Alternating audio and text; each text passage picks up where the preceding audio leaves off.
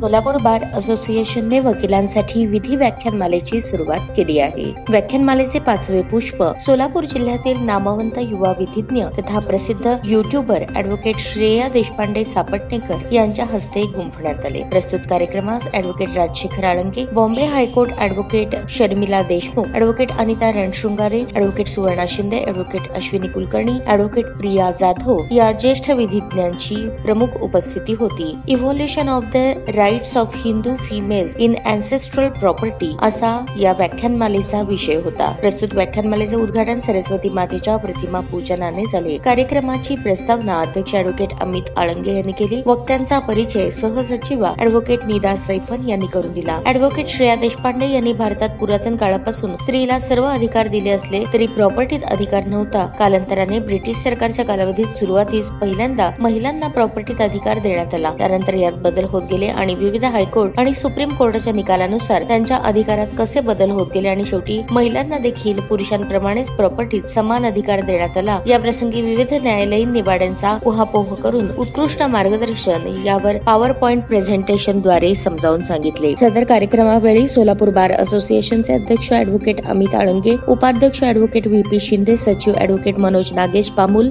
सहसचिव ॲडव्होकेट निदा सैफन, खजिनदार ॲडव्होकेट विनयकुमार कटारे यांच्यासह सोलापूर बार असोसिएशनचे बहुसंख्य विधिज्ञ उपस्थित होते। कार्यक्रमाचे सूत्रसंचालन सचिव ॲडव्होकेट मनोज पामुल यांनी केले तर आभार खजिनदार ॲडव्होकेट विनयकुमार कटारे यांनी मानले।